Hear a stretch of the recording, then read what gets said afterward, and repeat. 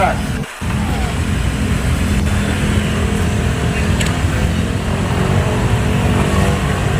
Magandang araw sa inyo. Hindi perpekto ang gobyerno ng Maynila, pero kailangan natin umpisahan sa sarili natin. Please subscribe Kuya Isko Official. Dito sa Kamaynilaan, si Isko Moreno talagang mahigpit na siya ngayon dito pagkatapos itong papanoorin nating video. Ito yung mga motorcycle or anong mga sasakyan na kailangan hindi lumagpas doon sa mga pedestrian lane. Kita natin mga video na to, talagang pinapaatras niya yung time na natiyempuhan niya. So tara, samahan niyo ako, iikot tayo at magbiyahe tayo. At syempre, panoorin natin ang video ni Isko Moreno. Uli, Kuya Isko Official po, and Gwapong Biyahero TV. And gamit na natin yung ating bagong service ngayon. At samahan niyo ako, magbiyahe tayo. Ayan, nakapahinga na yung ating Luma. Alright? So tara, let's go, let's go. Ating big bike. Naka-5-9 ibabahagi ang kaalam. Samahan na natin si Gwapong Biyahero, Kuya Isko, Charles Francisco. Laging tatandaan, hindi ka iiwanan. Mga ka-5-9 siya'y palaging nandyan. Handang tulungan at samahan kayo. Alright mga kuya, mga biyahero, no? Shoutout sa lahat. At please like and share and support sa ating mga video, no? At sa ating YouTube channel, Kuya Isko Official, ang ating isang channel, Gwapong Biyahero TV. At syempre, itong ating Facebook account, Charles Francisco.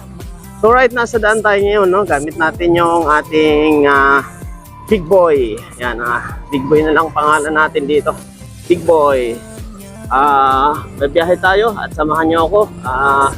Yun nga, yung ating video ay ito, i-play natin yung video natin kay Yorme Isko Moreno, na kung saan talagang mahigpit na siya ngayon sa pagpapatupad dito sa Maynila, no? Sa isa na nga rito, yung pedestrian lane, na kung saan talagang ayaw niya na may lumalagpas sa guhit, ika nga, no? Pag ikaw ay nakahinto, pag naka-stop. So ito yung video, panoorin natin.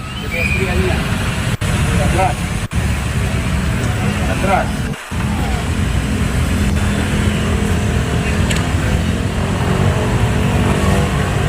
Magandang araw sa inyo. Magandang araw sa inyo. Isipin ninyo, ang pakiusap ko lang, isipin ninyo, asawa nyo, anak nyo, pamilya nyo, tatawid ng pedestrian. Ilalagay ko sila rito. Tapos kayo nandito. Ano mararamdaman nyo? Ngayon, walang hulihan. Kailangan ko lang tulong nyo. Ang pedestrian, bigay natin sa mga tao. Pwede ba yun? Yes, yes. Please, basta pag nasa Maynila kayo. Hindi perfecto ang gobyerno ng Maynila, pero kailangan natin umpisahan sa sarili natin.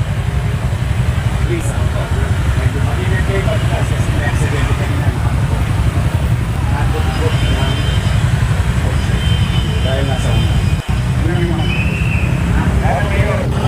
Mahalin ang buhay nyo. Ingat kayo. Nakita natin kung paano sinita ni Yorme or ni Isko Moreno yung mga lumalagpas sa pedestrian lane sa Lakhang Maynila, sa mga syudad-syudad ng Maynila, sa mga street or mga kalye ng Maynila. So actually, ang batas na yan is hindi lang sa Maynila yan actually, no? Sa pangkalahatan po yan, mga biyahero, mga kaibigan, mga kababayan, mga kuya, sa pangkalahatang bansa po, bayan po yan dito sa Pilipinas. Pagkos yun na nga lang, hindi talaga na nasusunod ng iba nating mga motorista, mapa-motorsiklo man yan or sasakyan man yan, meron talagang lumalagpas, ika nga sa guhit. Meron pa nga hindi marunong magbigay ng sa pedestrian lane, kumbaga hindi pinagbibigyan or hindi humihinto pag merong tatawid, ika nga sa mga tawiran ng tao. So observe natin mga biyahero, mga kuya, yung batas no, ng policy, ika nga sa nasabing pedestrian din. Kasi nga talagang noon pa naman yan, baga ngayon pinapaigting lang ni Isko Moreno yung policy o yung kahigpitan. Kaya medyo yung iba talagang masasaktan. So ganoon naman mga bihero, mga kaibigan, na pag talagang ipatupad yung tama, maraming masasagasaan. Dahil nga kung lalo na kung nasanay tayo sa mga sistemang matic system, no? Talagang pag ikaw ay pinabot ng kahigpitan, talagang maraming masasaktan, no? Or masasagasaan. Kaya maigi na sumunod tayo sa batas para masanay tayo sa ating mga ginagawa, dahil yun po ay isa sa basic, no? Napaka-basic na policy, right? So, sa pagmamaneho po ay siyempre kailangan talaga ng disiplina, no, mga bihero, mga kaibigan. Kaya nakakainis man dahil merong mga iba tayong mga nakikita or mga napapansin na katulad nito, no, na jeep, kita nyo yung jeep, pihinto siya sa gitna samantalang ang luwag ng magkabilang gilid. So hindi nakakatuwa yung mga ganong sistema. Tapos ngayon, pag sinita mo or nagkaroon ng pagkasitahan, ang rarason sa iyo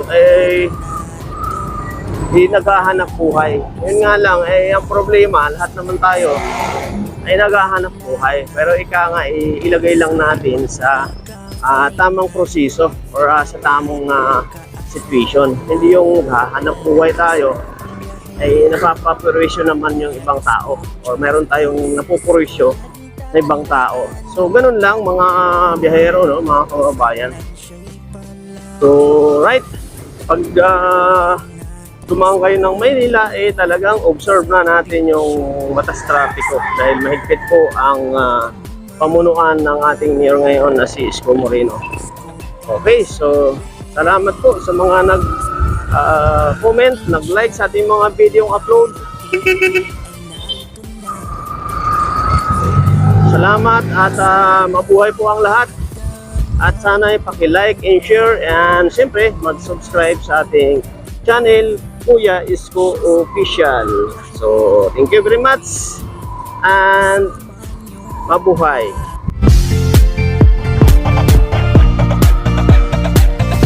Ka-5-9 atin ang samahan, Gwapong Biyahero TV ay samahan.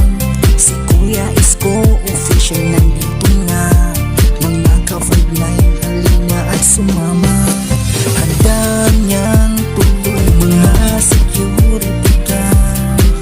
Siya si Gwapong Biyahero TV, kasama niyo palagi. Hindi magsasawang tumulong sa kapwa, pagmamahal niya at pagkalinga. Kapag kailangan nyo, palaging narito, tuturuan ng disiplina. Mga ka-5-9, ibabahagi ang kaalam. Samahan na natin si Gwapong Biyahero, Kuya Isko, Charles Francisco. Laging tatandaan, hindi ka iiwanan. Mga ka-5-9, siya'y palagi nandyan. Handang tulungan at samahan kayo, handang magserbisyo para sa inyo, kahit na anuman ang nangyari.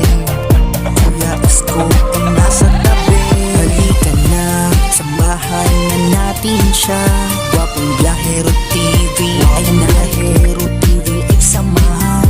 Si Kuya Isko Official nandito na, mga ka-5-9 halina at sumama. Handa niyang tulungan ang mga security guard. Siya si Gwapong Biyahero TV, kasama niyo palagi. Hindi magsasawang tumulong sa kapwa, pagmamahal niya at pagkalinga. Kapag kailangan nyo, palaging narito, tuturuan ng disiplina. Sa oras na inyong kailangan, para sa mga ka-5-9, ibaba